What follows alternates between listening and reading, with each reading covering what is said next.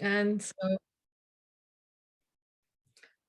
okay, hello and welcome everybody to today's PSN Book Launch event. My name is Susanne Knittel and I'm Assistant Professor of Comparative Literature at Utrecht University in the Netherlands. And I'm also the founder of the Perpetrator Studies Network.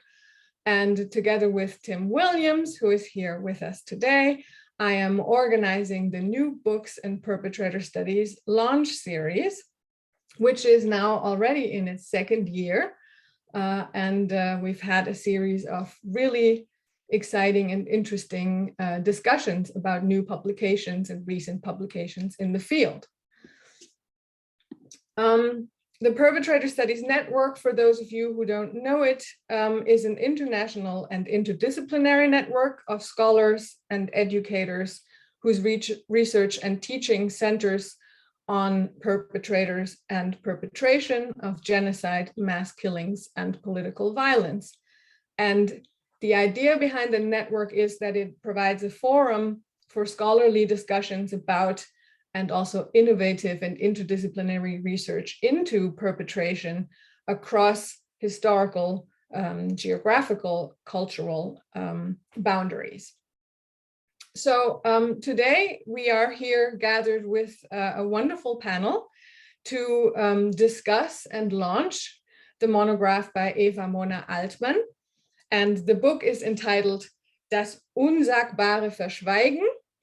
I'm going to say it in English: Concealing the Unspeakable, Holocaust-Literature from the Perpetrator's Perspective, an Interdisciplinary Textual Analysis.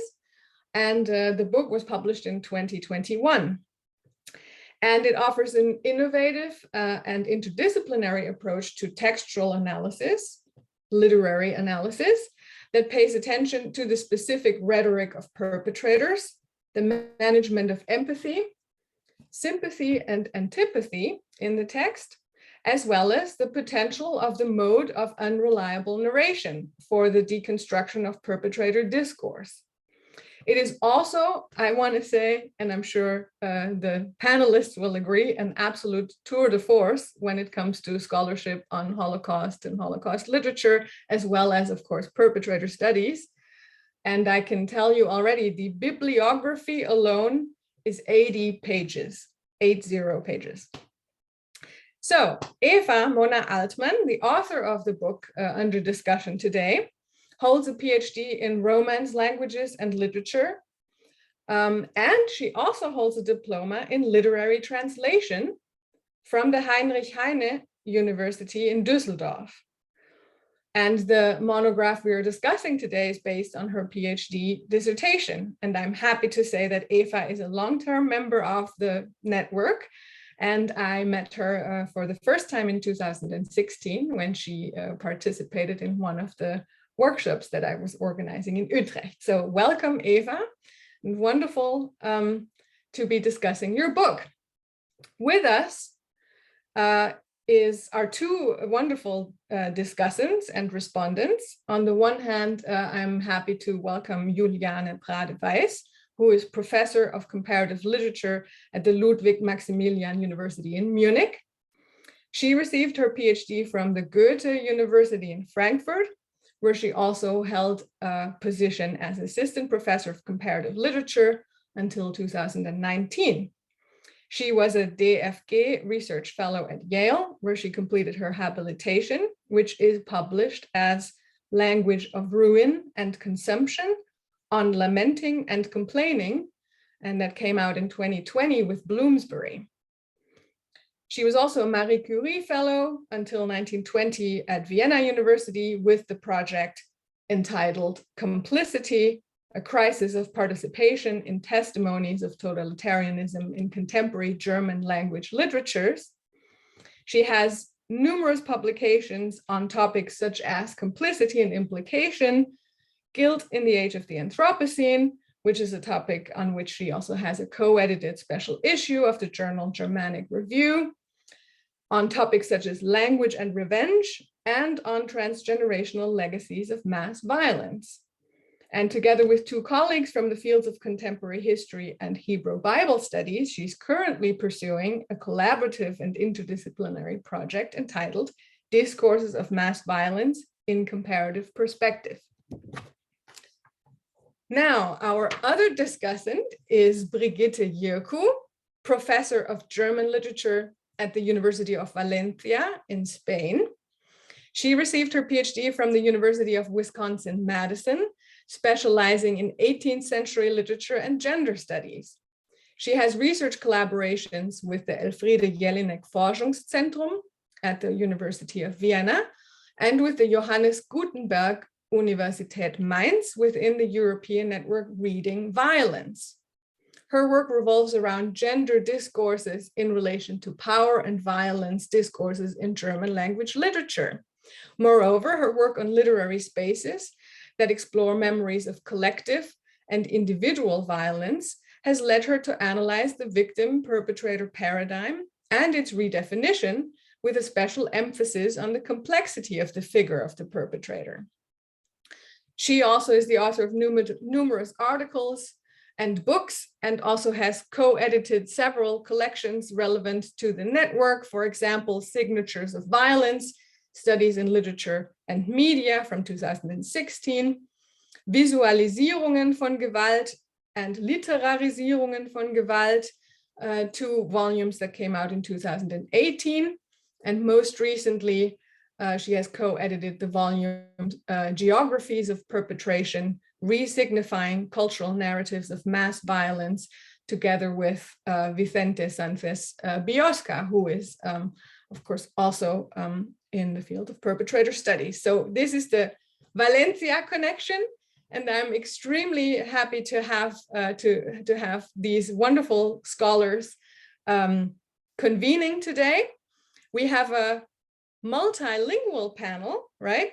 All our three scholars are working in and across German, Spanish, French, English, Russian, and other languages. And so question of translation and the many layered meanings and problems coming with translation are resonating today. I'm thinking in particular also of the discussion of Eva in her book of the terminology of perpetrator, Täter, bourreau, and other terms, and the semantic difficulties associated with these. So I'm sure you're all very curious about the book and about our panel. But before we get started, let me just very briefly walk you through the program. Eva will start us off with an introduction of her book. And then we will have the two responses, first by Juliane and then by Brigitte. And after that, Eva will, of course, have the opportunity to respond, and there will be a little bit of a discussion amongst the panel. And after that, I will open the floor to questions from the audience. So please hold your questions until that moment, and you are very welcome to just raise your hand and ask your questions and engage in discussion. But of course, if you feel more comfortable just to type your question in the chat, please feel free to do so, and I will read it out. Okay, so I now give the floor to Eva. Hello, everybody. And first of all, thank you, Susanne, for the very nice introduction. And thank you also to you and to Timothy for hosting this book launch series. I think it's great, like the total Perpetrator Studies Network. It's a great thing. I've got memories of the workshop in Utrecht, and I'm looking very much forward to present the book here. I would also like to thank Juliane and Brigitte for responding to it. I'm very excited to hear what you will say. Yes, and now I will try to share my screen with you and give you a presentation of my book.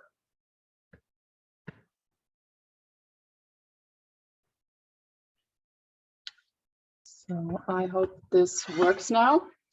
So my book has been published in early 2021, and as Susanne already said, the title could be translated as Concealing the Unspeakable, Holocaust Literature from the Perpetrator's Perspective. The book cover shows a photograph taken nearby the Auschwitz concentration camp in July 1944. And seeing the camp personnel celebrate in such a cheerful and rollicking way leaves us shocked and speechless.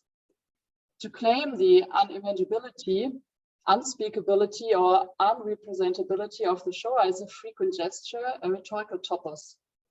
Inherent to this topos of unspeakability is the victim's perspective.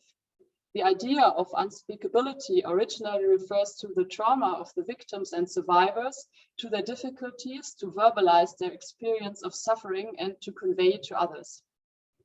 But spectators and later born generations as well state the unspeakability of the National Socialist crimes, not least to emphasize their horror. The topos of unspeakability does not only describe a problem in communication, but also conducts linguistic criticism. Language is insufficient, speech risks to trivialize reality to falsify it. But mistrust and suspicion even go further. Our culture failed to prevent the rupture of civilization. Literature as a component of culture has become suspect. Traditional forms of narration seem inappropriate for the Holocaust, and just like that, the topos of unspeakability leads to a normative discourse. Who is allowed to speak about the Shoah and how? Remaining silent about genocide not only hinders the commemoration of the victims, but it also contributes to a risky mystification of the perpetrators and their acts.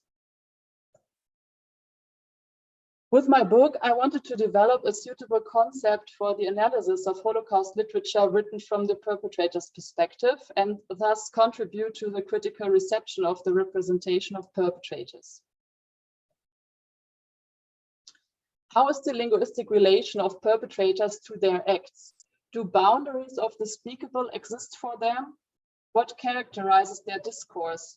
How is the relation between speech and perpetration? How are perpetrators and their narratives received, and how can the reception be channeled and controlled? These questions have been the starting point for my research project. My book consists of 3 parts. Part A serves as a topical introduction to the relevant basics and concepts. Following that, I present my concept for the analysis of Holocaust literature from the perpetrator's perspective in Part B, which I apply then exemplarily in Part C to 2 French novels. La Mort et mon métier by Robert Merle from 1952 is one of the earliest works of that kind and quite exceptional case for this period of time. The English translation goes by the title of Death is My Trade and dates back to 1954. Les Bienveillants by Jonathan Littell was released in 2006. English translation by Charlotte Mendel, 2009, titled The Kindly Ones, is probably the most received text of the genre, of the subgenre. Today, I will present you my most important findings by means of 3 central questions. First, how is Holocaust literature from the perpetrator's perspective defined? Second, why does it deserve special scientific attention? And third, how can a fruitful analysis be organized? My evaluation of the present research literature revealed that a universal definition of Holocaust literature does not exist. In many cases, attempts of definition are overlaid with moral judgment. In particular, there is no consensus if the texts from the perpetrator's perspective belong to it at all. From a scientific point of view, a value-free definition by topic seems reasonable to me. Thus, Holocaust literature is a genre whose texts deal with the Holocaust or its aftermath as a central theme.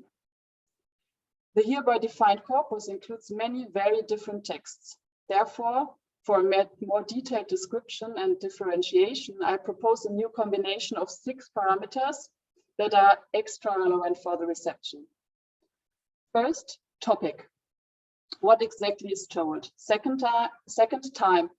When, in relation to the historic events, has the text been written? Third, author.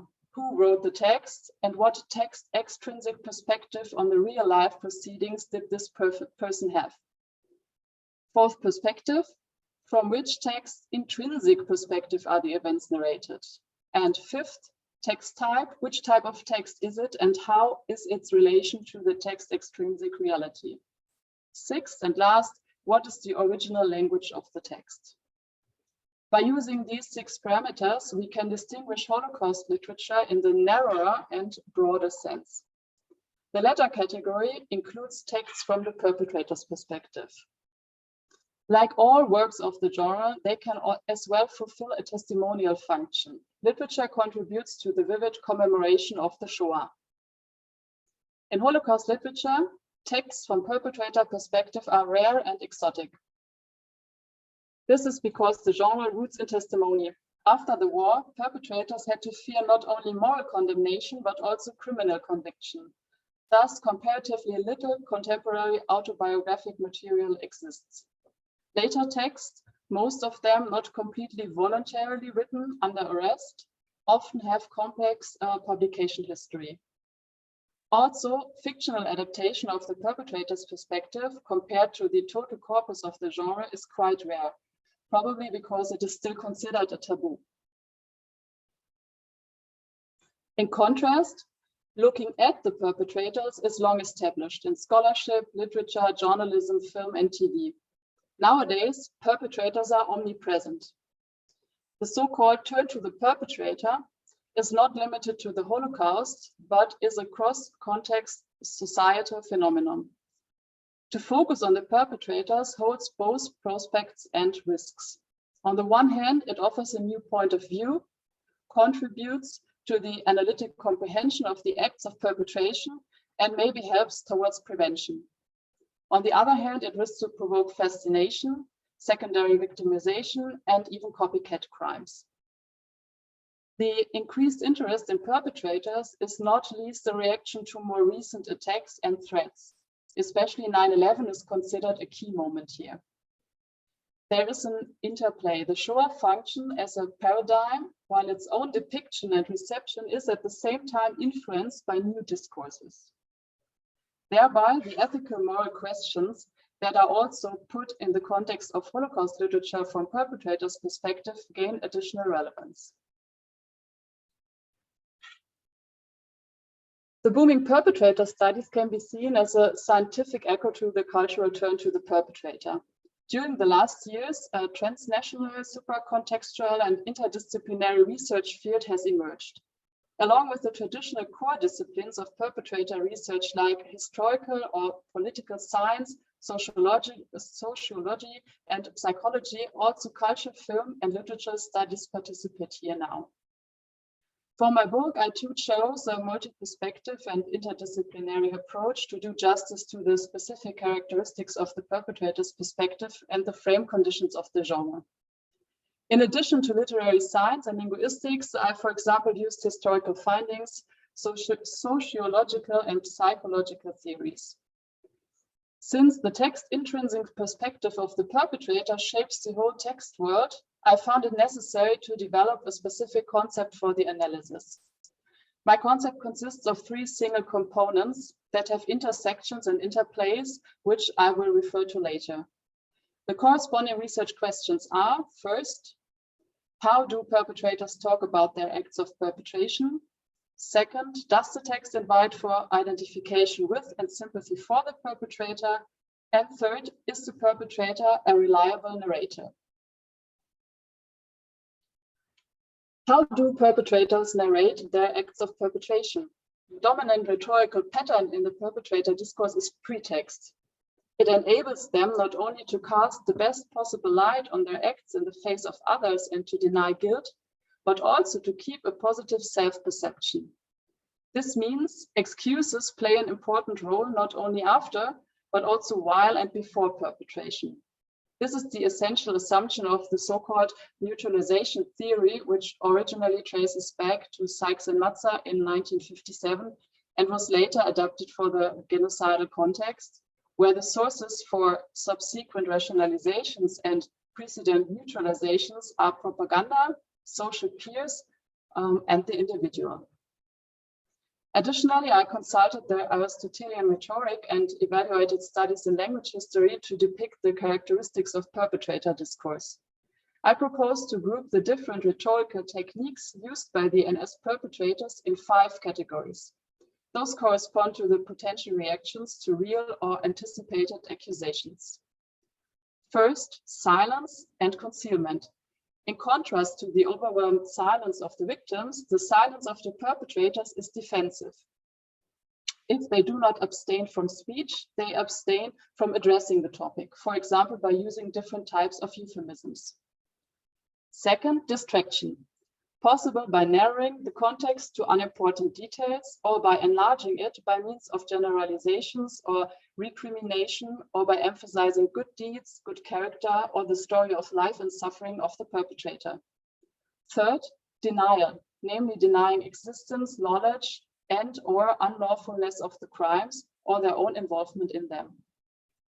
Fourth, confession, that is to say, a confession of guilt, often for tactical reasons, sometimes combined with an apology or depiction of motive. And fifth, partial confession and accordingly partial denial. Either the affirmation of the act is linked to denial of guilt or extenuating circumstances are pleaded. The main strategies of this rhetorical category are marginalization of action, idealization of will, vilifying of victims, and egalization of guilt. As you can see, the perpetrator's speech is by no means a mere report or reproduction, but aims at concealment and legitimation of the acts of perpetration. Language itself is a tool of mass murder. Empathy, identification, sympathy, and antipathy constitute a wide field of research to which different disciplines have been contributing. For example, neurobiology, psychology, philosophy, and cultural studies. To determine how the reception of perpetrator accounts can be manipulated, I focused mainly on the phenomenological works of literature and film studies. On the one hand, there are text devices with the potential to manipulate empathy by enhancing or impeding perspective taking. For example, closeness and likeness between character and reader, first-person narration and internal point of view, as well as victimhood in conflict situations, support identification, while a greater distance, gaps in motive, assignment of guilt, and a negative sanction of identification in the paratext tend to hinder it. On the other hand, there are text devices with the potential to manipulate sympathy and antipathy, thus affecting how the reader judges and who he sides with.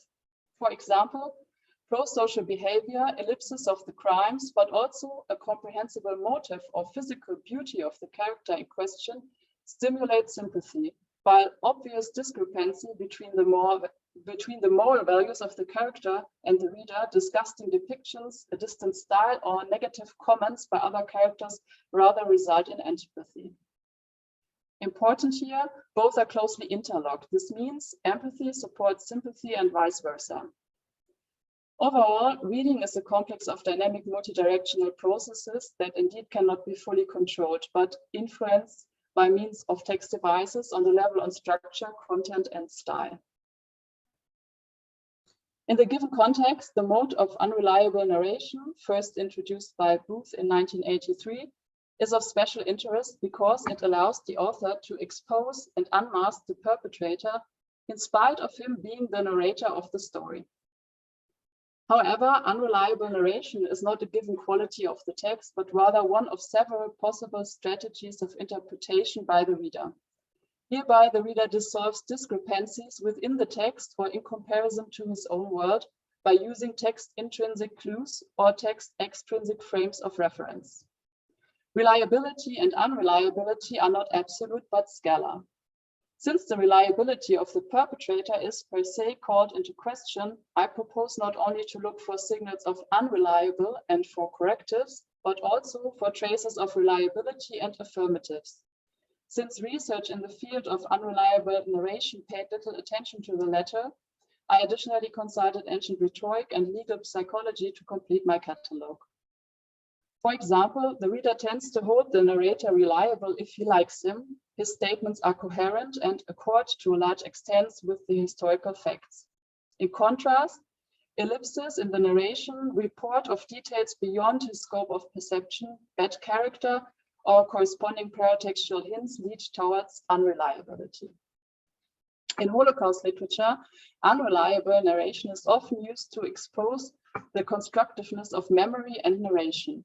Being confronted with the perpetrator's perspective not only enables the reader to temporarily shift his or her view and experience a defamiliarizing effect, but also demands to decide if completely unacceptable positions exist and where to draw the line. There are intersection, entanglements, and interplay between these three components of my concept. Many text features are likewise relevant for the rhetoric of perpetrators, for the manipulation of empathy and sympathy, and for the reliability of the narrator. Plus, the findings in the categories influence each other. The connections are manifold. The pretext aims at evoking empathy, but can only be successful if the speaker empathizes with the addressee to be able to offer him a plausible alternative version of what has happened. Guilt is denied to appear likable, and vice versa, we more easily exculpate somebody who we like. Our judgment of actions and persons is not independent from our emotions. That's why the rhetoric of perpetrators has common features with the manipulation of empathy and sympathy. Narration, no matter if reliable or not, in itself resembles pretext because of its perspective. If the attempt to deny guilt is exposed as mere rhetoric, it will not only be unsuccessful, but probably also lead to unreliability and antipathy. We decline to empathize with someone who we consider unreliable, but we continue believing someone whom we already empathized with. And this list can be continued. From this follows, all three areas should be reviewed combined when applied to the text analysis. First, I did a separate analysis of each of the two novels, starting with a description and review of reception and research, followed by analysis of the peritext and three different text passages, which are crucial for the reception and cover a good range of the text, meaning the beginning, ending, and a depiction of the crimes.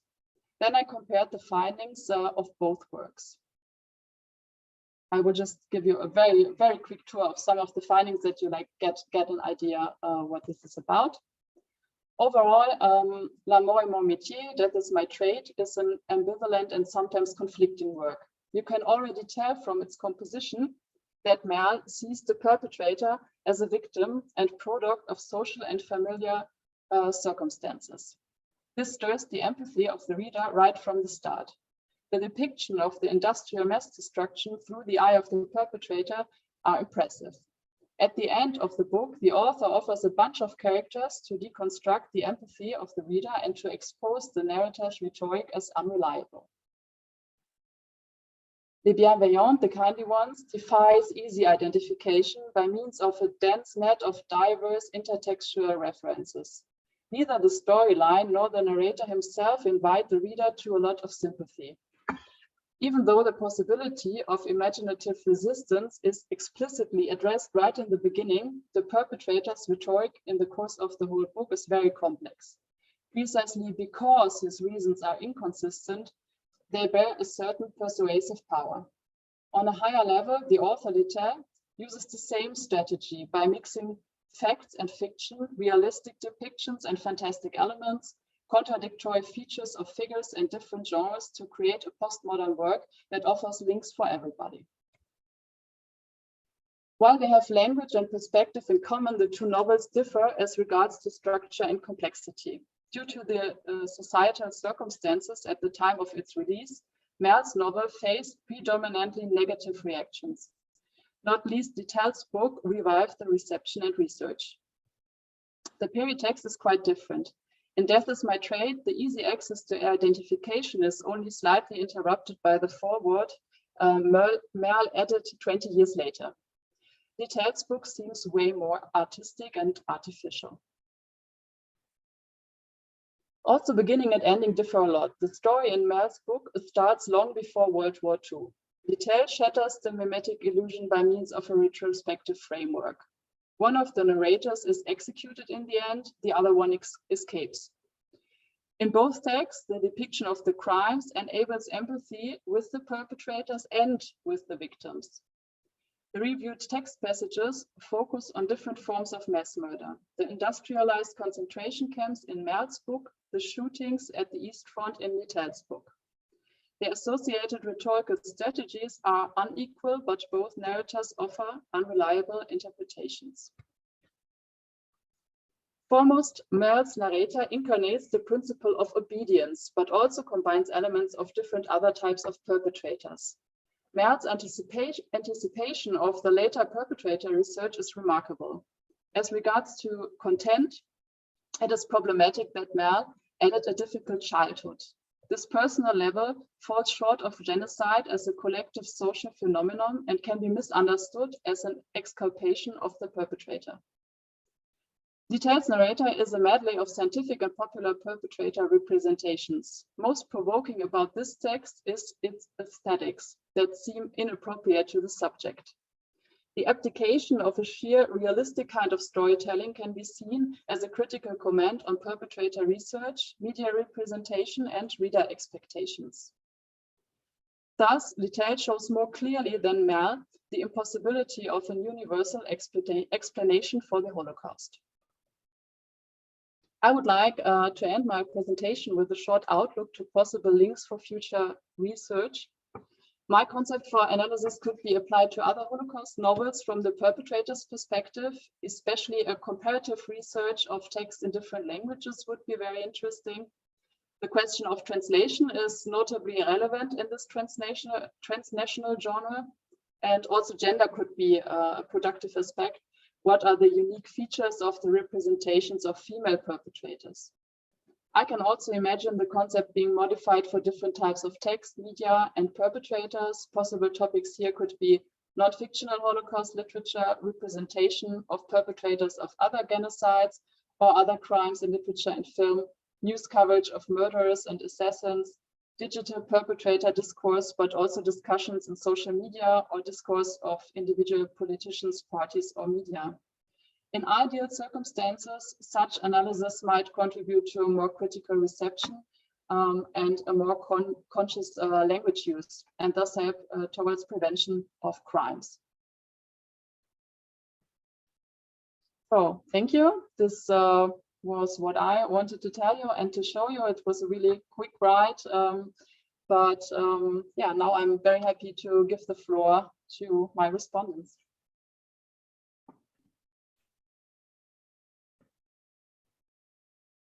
Excellent, thank you very much. Juliane. Yes, thank you, Eva Mona, for your presentation, and thank you, Susanne, for the kind introduction. I have no presentation. The title of Eva Mona Altmann's book is a paradox. Das Unsagbare Verschweigen, that is, Concealing the Unspeakable. That which cannot be said does not seem to require concealing, which means, in terms of Altmann's volume, having perpetrated unspeakable atrocities under the aegis of National Socialism seems something best to remain silent about. As Altmann points out, however, silence in the wake of perpetration is very different from the silence of victims of the Holocaust.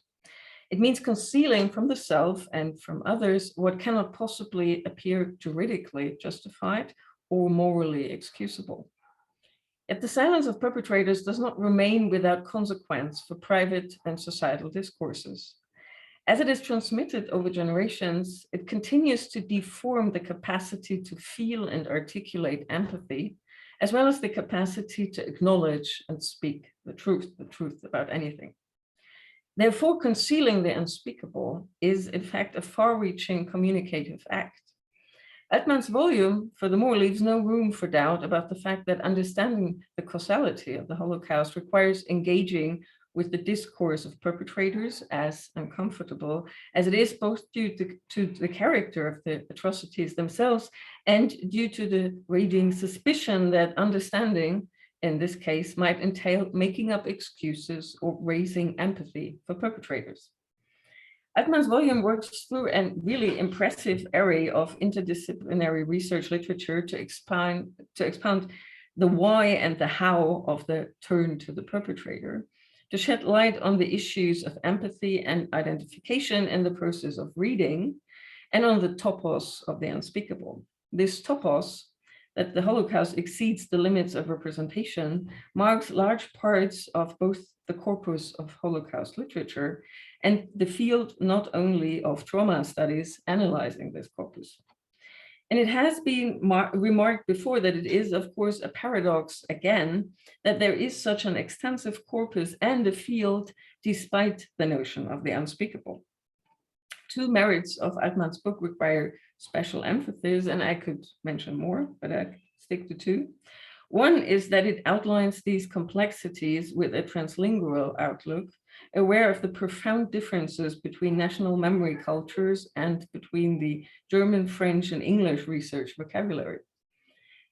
These terminologies imply a very different outlook onto, for instance, what perpetration is, that ties in with the identificatory dimension of national memory cultures, which persist, for better or worse, despite the global dissemination of Holocaust memory.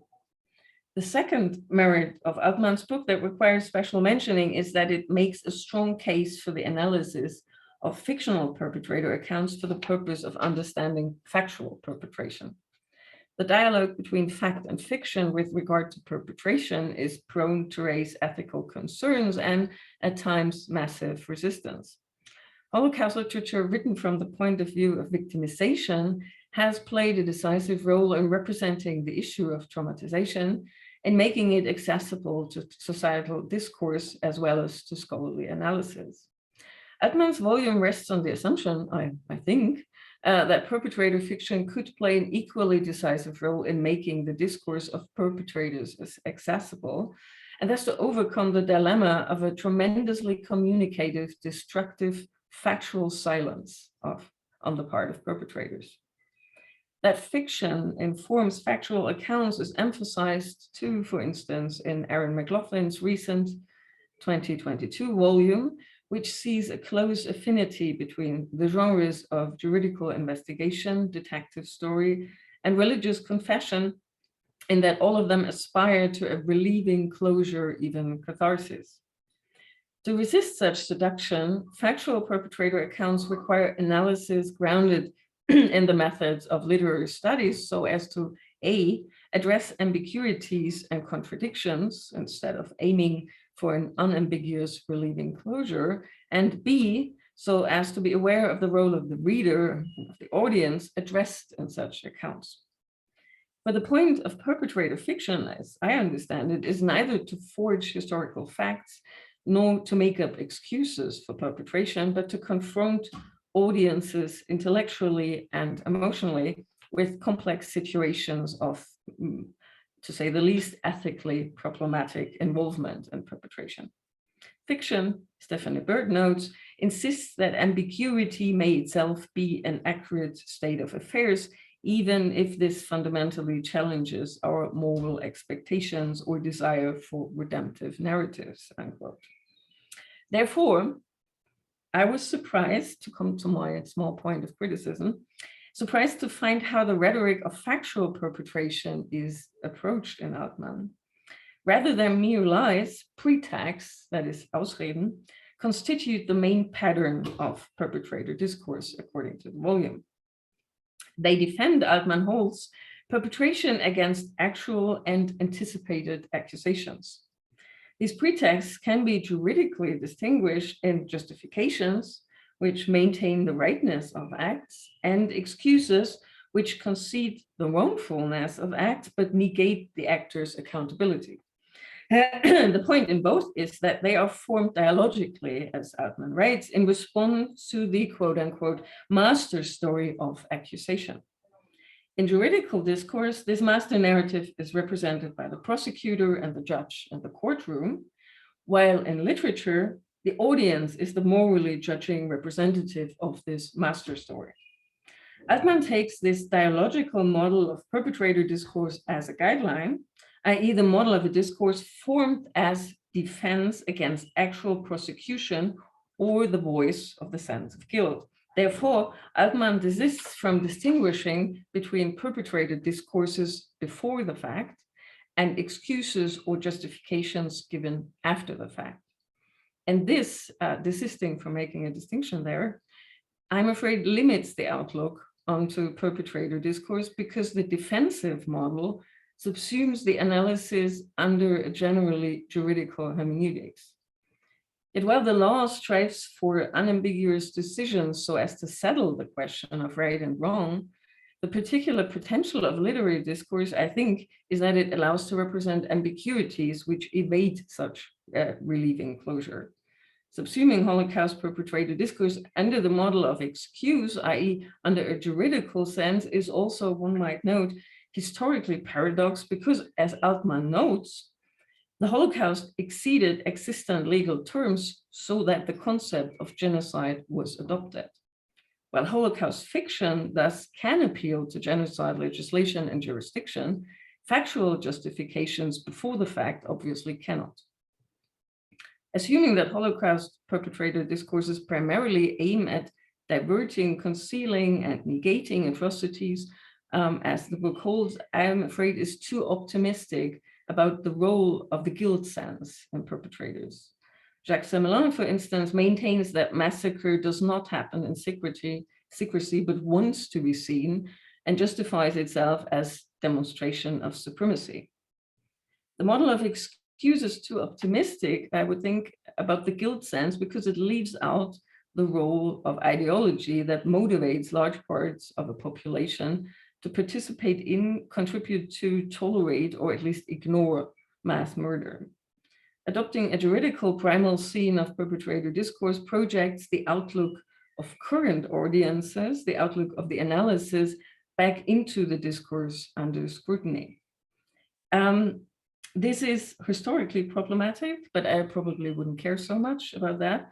But it is also, which I think is graver, structurally a complication because it establishes a blind spot exactly where the analysis of literary discourse could make a really decisive contribution, namely in understanding the role of audiences in transmissions of perpetrator discourse.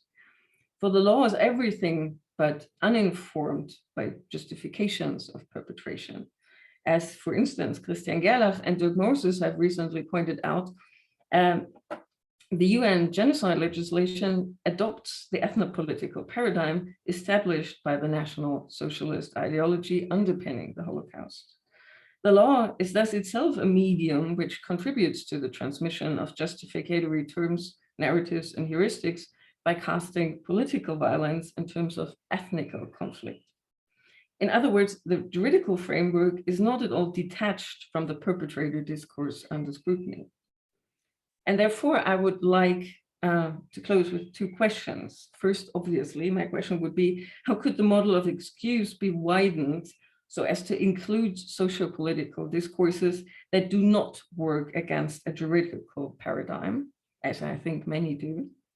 And second, how could that, and this is of course my very egoistic question, how could complicity, or as Michael Rothberg calls it, implication, be linked to the analysis? And I'm asking this, of course, with regard especially for my own area of expertise, which is Middle and Eastern European literatures, where due to a series of acts of mass violence and political violence, an ongoing series as we see, actors have often been in the role both of victim and of perpetrator or accomplice, and where therefore ambiguity looms very large. Thank you very much. Thank you, Juliane. Taking a breath.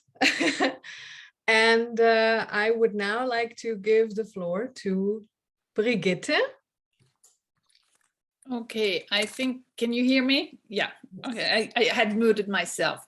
Well, in the first place, thank you very much for the invitation. I'm very happy to be here. It's an honor and a pleasure participating in one of the Perpetrator Studies Network's events. Also, congratulations not only to Susanne, but most of all, congratulations to Eva Mona Altmann for this tremendous book. I mean, you had it here. I mean, it's it's reading, and it's thick, it's heavy. So actually, in many ways, Juliane already had said most of my parts, and I think we play from a different part. We play we complement each other. My expressions will be slightly more provocative, maybe less carefully worded, but I think sometimes we need some discussion too. The book, as we already said, presents a concise overview of key aspects of the Holocaust research. And as Eva, for once, has summarized in her presentation, the study invites to follow up on many questions raised. And I think that's very, very important. If I read a book and I say, well, I want to keep on working, I want to keep on reading, immediately raises the questions. As Susanne already said, the 80 pages of a bibliography are a proof of in-depth research. And it's not just the extensivity and monstrosity of the subject itself. I mean, I think anybody who tackles a dissertation or a book on that topic is, it's hard. It looks anew at certain concepts, and the moment has come to state maybe the apparent obvious, and yet to touch ground, if I'm allowed the metaphor, I think to touch ground is necessary. And Eva Mona Altmann does it. Why is it necessary to touch ground? I mean, I found myself, yes, let me state the obvious, but yet at the beginning, it may not be the obvious. We're talking about the reader. Very often, the reader plays a tremendous role, the implicit reader in the book. I mean, we're part of it, and I focus mostly on the analysis. And I couldn't help but to think about a sentence in the second prologue in 1970, published in 1972 in La Mort et mon métier by Robert Merle. Eva Mona Altmann referred to in her presentation, actually, and it called my attention. It says, La mort n'a pas manqué de lecteurs. Seul leur âge a varié. Only their age has varied. Ceux qui lisent maintenant sont nés après 1945. Those now who read now are born after 45. Pour eux, La Mort et mon métier, c'est un livre d'histoire. For them, La Mort et mon métier, I forgot the English title, sorry, is a book, a history book. Now, that sentence struck me, because for once, how do I read histoire, history? I mean, I think it's already provocative. And on the other hand, also, we already are in the second, third, if not fourth generation born after 1945. So I think there's a question of memory and witnessing, which is going on and which is very different, and approaches the subject or the books in the perpetrators' perspective in a very different way as one would be somebody briefly born after 45. In that sense, the Holocaust is history, yet very present. And I think that's worth looking at, and very interesting when we look at the reader, the implicit reader. And I think there's a historization, and I'm asking myself, is there a need for a certain historization or rehistorization or re-territorialization also? And I will come to that in a moment. So it calls the attention in that sense to the readers, and I'm talking about readers in the mode of readings, as well as the vision and convergence of fiction and facts. And therefore, it also implies the level of information of the reader. Do I take Robert Merle's book, La Mort et mon métier, as a history book? Or do I go outside of history? Do I confront fact and fiction? The study invites to rethink the reader's expectations and reactions in terms of age and generation, background, also family history, descendants, and also national history. As Susanne alluded in the presentation, yes, there is a background. It's very, very different, the reception, if I'm German, Austrian, French, Italian, or even Spanish, no? And the study Concealing the Unspeakable, das Unsagbare Verschweigen, invites to read more, invites to look, or at least invited me to look at further perpetrator texts, fact or fiction. Now, one may argue, and that's going beyond the book, are there any really factual perpetrator statements? We'll come to that in a moment, and maybe we can address that in the discussion afterwards. The question of genre, I think, and literary genre is certainly important. What makes it so interesting is the review of the literature, and at the same time, a very discrete but very definite position of the author, of Eva Mona Altmann, of herself within the Holocaust studies, and later on in the interpretation of the novels in relation to the fiction. No? The novels, and this is something else we should look at, is Eva Mona Altmann chooses present high-level perpetrators. So there's no question, of their perpetration. There's no question of their commitment of genocide. I mean, on the judicial part or on the moral, on the social part. So my comments here address three aspects which play together. For the one hand, the globalization of the Holocaust and its possible consequences, the interpretive issues in discussing literature from the perspective of the perpetrator, and along this line of thought, the question of the reliable or unreliable narrator. I have a certain question there. Contrary to Levy and Schneider, the globalization or universalization of the Holocaust is never lost, for good or for bad. Has never lost its specific historic meaning and context on the side of the writers and readers as well. As we know, they are not mutually exclusive. And I think the reaction to the German translation of Michael Rothberg's study, Multidirectional Memory, 10 years after it came out, it was published in the US, is a very paradigmatic example of reception. I will not go into the multiple discussion about the specificity and the globalization. However, it seems important to me, and even the book shows that it's necessary that in fact, the globalization did not erase the specific national aspects in regard to shame and responsibility and or national stereotypes and myths. And I think it may appear obvious, however, we're not discussing German authors, German books. They were both written in French, Mon métier, La mort est mon métier et les bienveillantes. And I think they place themselves within a very specific, as Altmann points out, in very specific context.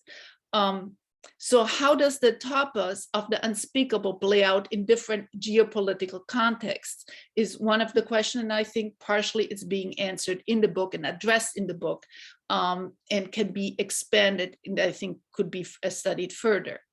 If we reconsider the internalization of the Holocaust, on the one hand, it's very specific culturally contextual reception on the other, in the sense of the emitting end on the receiving end. So who is the reader and who is the writer? The study presents two French novels, as we already know, written at very different historical moments, 1955, 52, and 2006. Yet I kept on asking myself if there is any common denominators in the representation by Merle and Littel, which is specifically French. I couldn't help it. How and if does it reinforce or reinscribe stereotypical representation? And I'm asking that specifically in relation to language. Both use the German language in a very definite way. It's a very different way.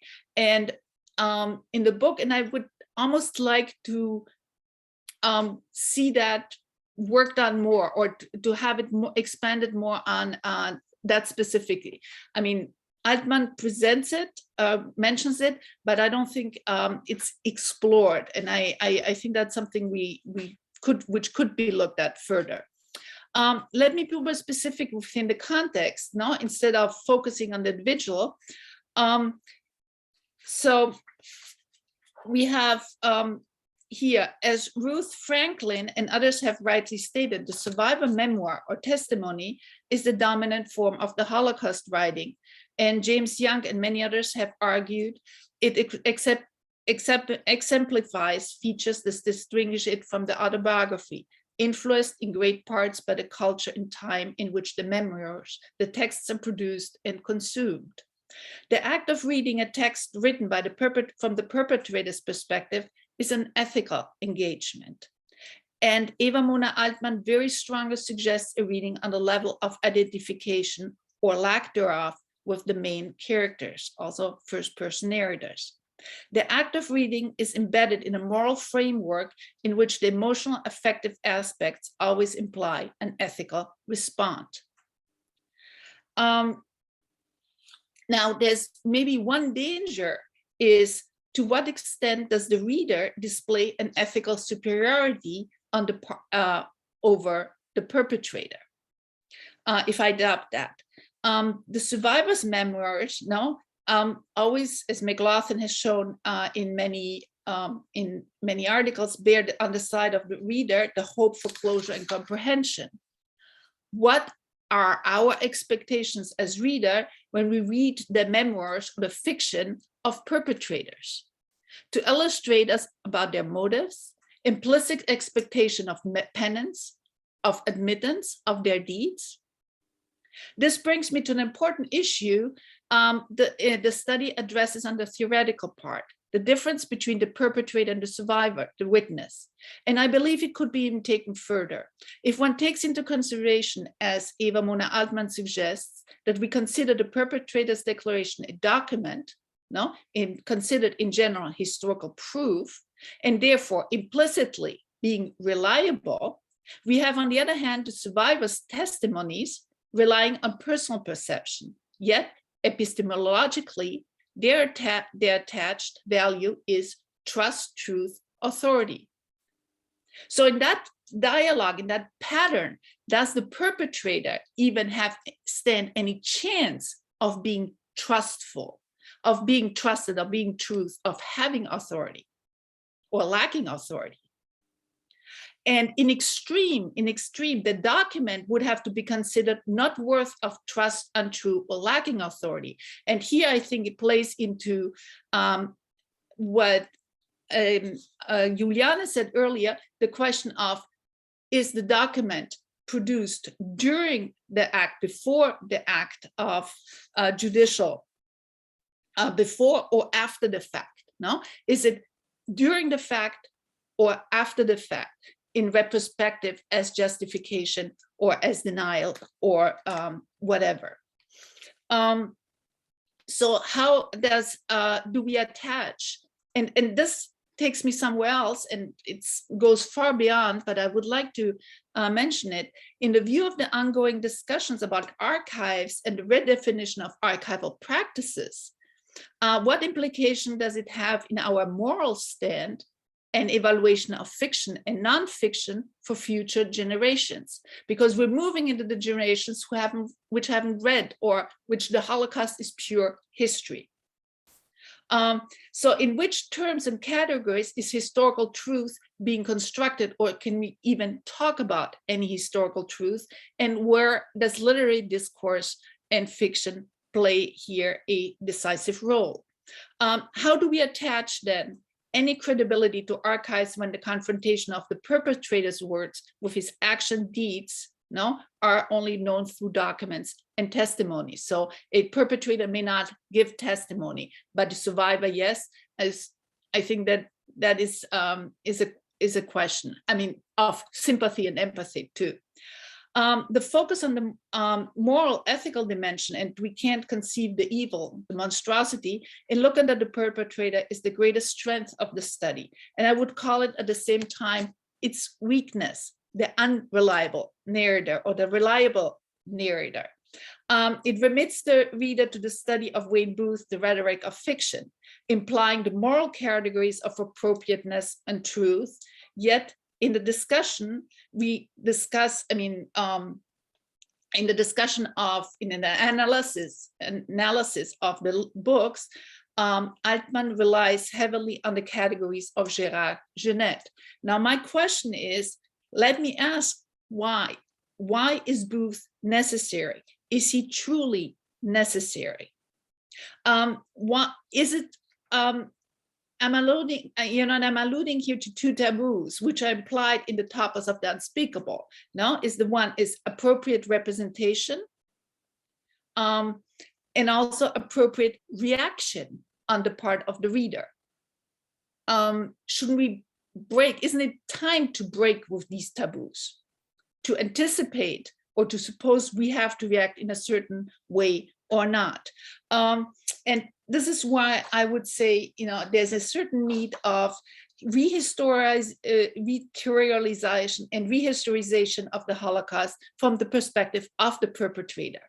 However, the reader and author stands morally on the side of the survivor. And I think that's always there. Can the perpetrator, let me ask, even be a reliable narrator? But would it have been possible to look at the two novels without evoking the moral ethical category? It's a question I'm asking myself. And so, this is not something which it really came from my kind of torn stomach when I read, reliable, unreliable narrator, combining it with Genette. So even Eva Mona Altmann quotes Littell saying, by means of the attempt to give a voice to the perpetrator, lesson can be learned that will affect the way we look at the world today, end of quote. However, by disqualifying the narrative voice as unreliable, don't we have the danger to discard at any time any lessons to be learned by condemning or discarding the perpetrator morally? I, as a reader, refuse to engage in a dialogue with the perpetrator.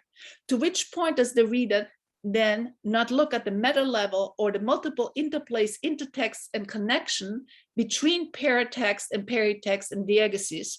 Let me point out that paratext and diegesis are filled with lots of cultural markers, and this is where I think it's very interesting, and we need to look at national markers. The discussion in the analysis of both works is superb, of the paratext is superb. The difficult relationship between the author and its fictional reader or fictionalized character is there. So this is my question: was it really necessary? Could it have been? Could the taboo, of the moral stance have been broken? To end, as Eva Mona Altmann pointed out in her presentation, to the end of the study opens up the research field and points to look at the possible national differences in the representation of the perpetrator. Research this book has in many ways already hinted at. Furthermore, at the point, it points out the gender aspect. Why not?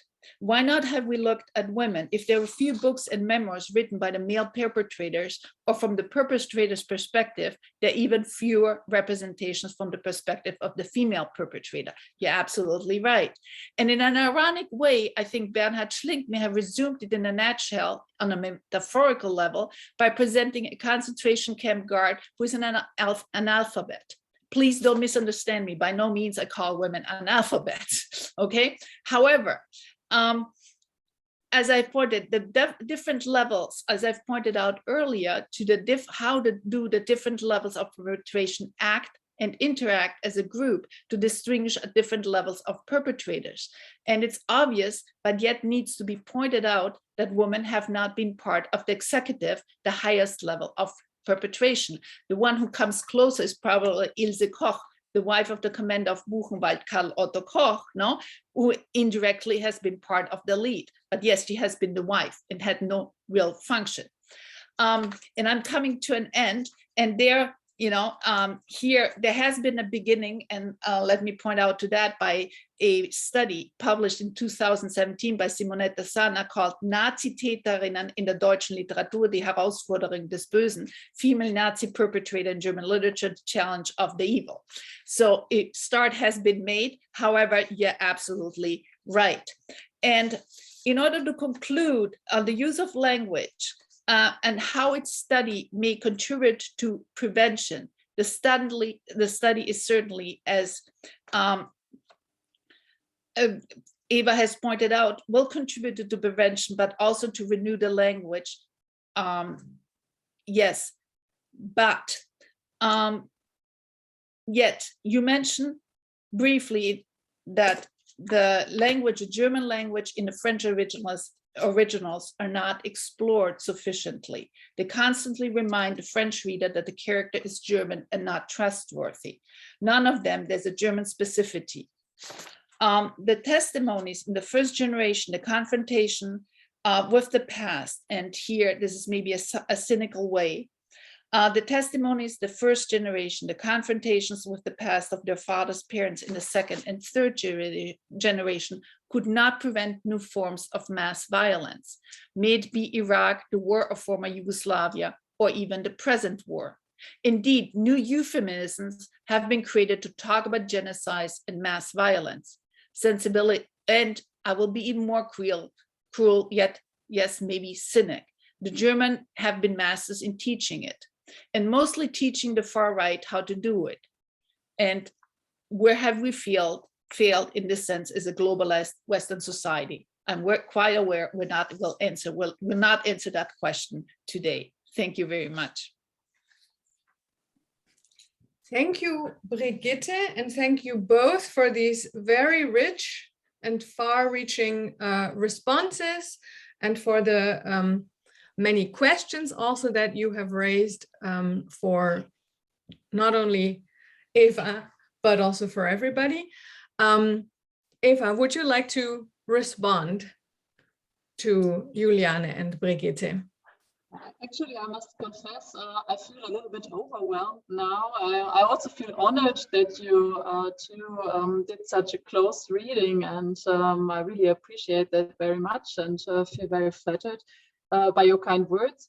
I think I cannot offer an easy answer to your questions, but I think you know that. I found it very interesting, the view you had on my work. Like, for example, Juliane, when you stressed like the distinction between fact and fiction, which we consider that crucial, but blurs the closer you look at it. I found that, for example, very interesting. And also your remarks about the jurisdiction part of the perpetrator definition, and this would definitely be very interesting to explore further, I think. For Brigitte, the question about Wayne Booth, yeah, it's actually a valid question to ask, because also his concept has been discussed very much, so it's not an easy one. It's like it's traps inside it, and but anyhow, for me, it was very important actually for my work, and maybe for me, the most important point is what I showed in my presentation under the label of interplay and intersections between those aspects, because I find it so fascinating, and on the other hand, or at the same time, shocking how sympathy and judgment are intertwined, and also like if I decide somebody is reliable, why do I decide it, or why do I think he's unreliable? And I think this also applies to more recent questions, for example, like which media do I trust? Or do I trust what politicians tell us, or do I rather tend to conspiracy theories, for example? So I find this very interesting, but I think I have no easy answers. Okay, I would like to open the floor for the panel to have just a discussion. Maybe somebody wants to react, Juliane, or... I just have a short remark about the fact-fiction problem you mentioned. As being in comparative literature, I am aware, of course, that this blurs. I have just spent, I think, the last 1.5 years talking to many historians and political scientists, and I have learned that not every discipline is as open to I say constructivist approach as we are. And so I've learned to work with this distinction, even if I do not think it holds all the time. But on the other hand, if the problem of transgenerational transmission of trauma is that people are not able to see and acknowledge and speak the truth, obviously I need some notion of fact. So the binarity somewhat has a function, even if it's not as strong as some other discourses and then literature might think. Thank you. Of course, I did not intend to say that there is no difference between facts and fiction. Of course, there is, and there is this crucial distinction. But on a more structural level, it becomes obvious that it's sometimes not so easy to handle.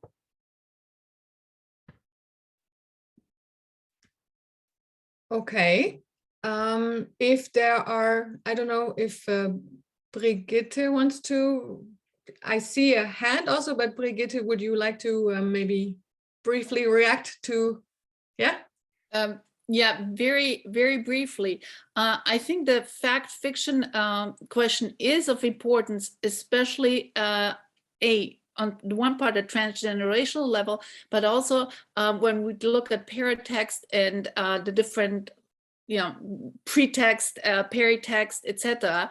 National level comes in too. So I would not. I think we're called to. We almost it's almost imposed that we look at it.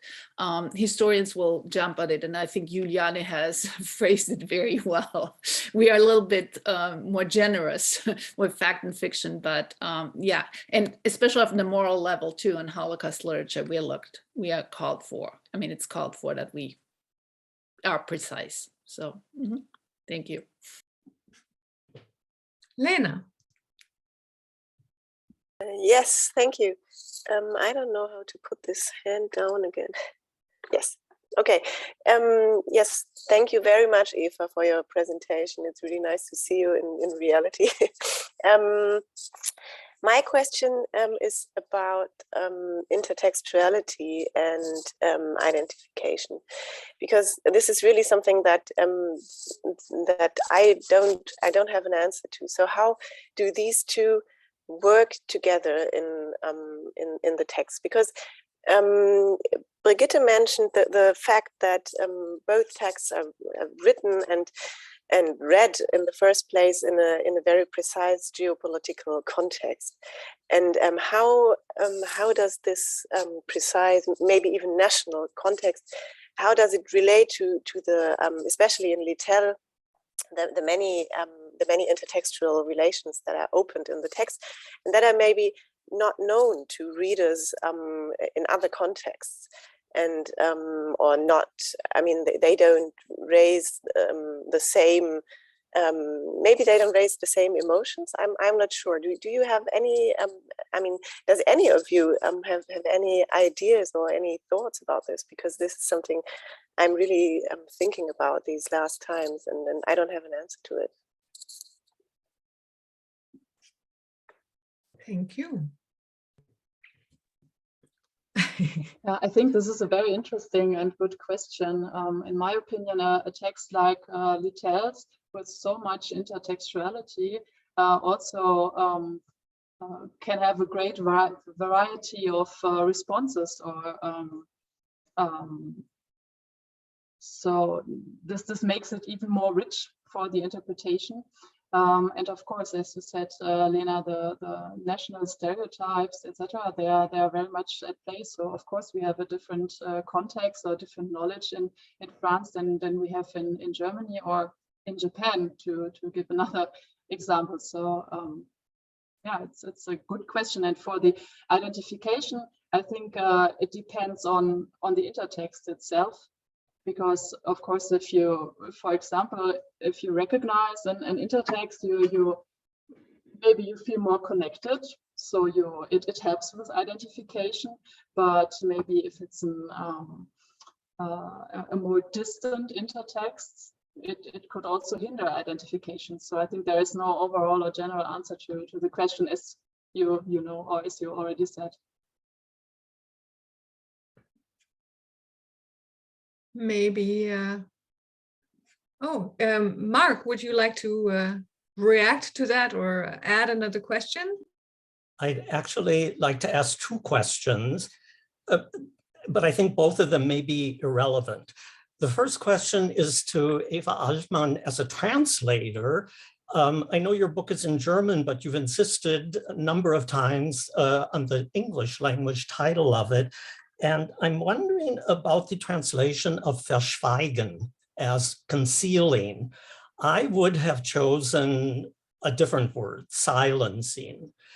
Concealing in German is, from my understanding, verstecken. So I'm wondering, what is the nuance or the various nuances you see in concealing, why that would be the appropriate translation?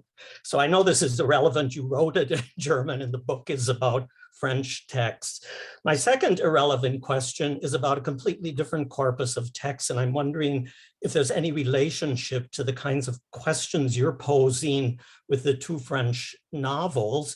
And that is the literature about perpetrators by the children of perpetrators. So I'm thinking of Heidenreich, I'm thinking of the film by Malte Ludin, I'm thinking of Alexandra Senft. I'm sure you're familiar with all of these. Do the same kinds of questions arise when the children are talking about their parents as perpetrators? So those are my two questions. Thank you.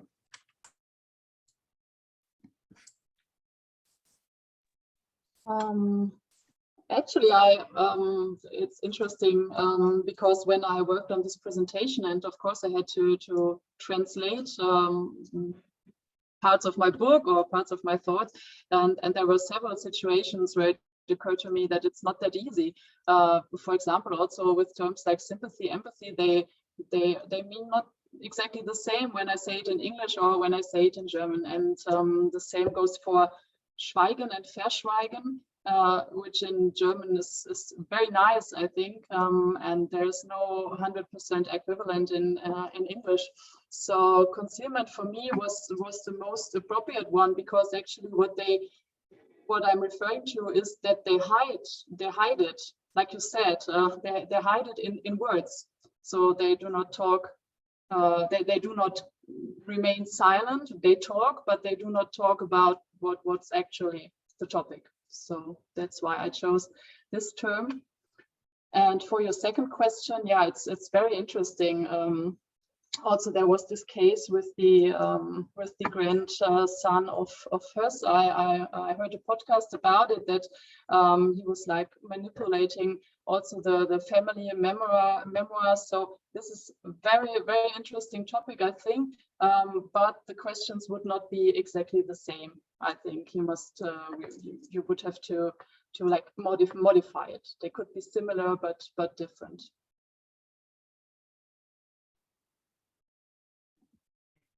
Do you maybe mean also in the question of, right? I mean, the sort of the family memoir. There's of course I'm very interested in the boom right now of the family memoir, and that's both in terms of, or family novel, right? I mean, there's the family memoir where it is a Familiengeschichte that is researched and reconstructed. And then of course there are fictional family memoirs that reconstruct a fictional family history, also of guilt and perpetration. And so I think also there, the truth, fiction, history, memory, family archive, and as you say, the manipulation also perhaps of the family archive, or the narration of and the placement of the family archive, perhaps you know, brings an additional dimension also that is slightly different from what you describe.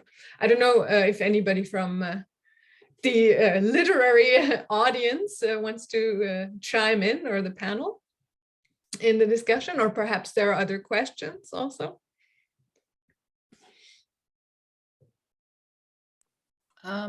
If nobody, maybe I'll speak, but I think the question of ideology comes in too, in the same, I mean, right with the second generation. Now, I mean, there's a whole question, is it a dialogue directly with the parent or member of the family still living? And I think there's a difference there. Or is it on the basis of documents that have been found in an attic or wherever? And I think then the engagement is very different, and there are very different questions being raised. Yeah. I don't think the reliability and unreliability is a question any longer. It's more a question about silencing, you know, I mean, Schweigen or Verschweigen, silence or silencing. And I think that's maybe the game. It's true, but I mean, I think the relevance also of the question of translation is even there, because the connotations, even when we're talking, and I found it too, I mean, writing or trying to formulate my thoughts in English all of a sudden took me somewhere completely different than where the book was, and I just had to come back continuously. So I think really the question of language plays maybe, as banal as it may be, a much more important role in confronting perpetrators, or even talking about perpetrators. And there's one thing I would like to add maybe at the end. Let's not forget it. They were silenced, but they silenced themselves also. And I mean, I think a German could not have written their memoirs the way no author like Merle could have written in 1952 a book like La Mort et Moitié. I mean, that would have been impossible. So that's another part of the national part. Yeah, thank you very much. Other questions or comments from the audience? Perhaps Juliane or Eva want to react? Yes, Juliane? I just wanted to mention that obviously post-war such perpetrator fiction was more or less out of the question in the German language realm. But given that I also mentioned ideology and what motivates people to participate or tolerate mass violence, something that I've come across in the question of the prehistory of the annexion of Czechoslovakia is that literary texts from the German part of the population played a relatively large role in popularizing this discourse of ethno-political difference. So maybe again, after the fact, this kind of perpetrator fiction has been out of the question in German language, but that doesn't mean that it wasn't there before or during the fact, although of course it's kind of a painful task to read this stuff, because it is something that I would otherwise not say, but it's really bad literature. I mean, it's not good by no means, but it still was very popular and it was widely read. And that would be one of the instances that I had to think of. That clearly doesn't work against the backdrop of a bad conscience, not at all, of course, they feel they're right. And so, but right, also not in the juridical sense, but in a very moral, political, I don't know, even metaphysical sense. And so I'm not sure if I'm calling us to read this kind of literature, but at least, let's say, its existence has to be acknowledged. Yeah. Yeah, it's an interesting, right? That brings us back to the question of artifice and the pleasure of reading and the reader, right? I mean, this is something that Stephanie Bird also discusses, right? I mean, why do we read these texts, right? Why does everybody read Littell? Or I don't know, maybe I shouldn't say everybody, but it's, I mean, I guess, yes, because there's a hype around it, etc. And so you want to know what the hype is about, but there is also particular, yeah, artifice, especially maybe coming back to the question of intertextuality here also, and that also, you know, makes us want to read a quote unquote good, perhaps representation of the mind of the perpetrator. But yeah, other points from Any final questions? Looking also at the clock, we probably have to wrap up. Okay.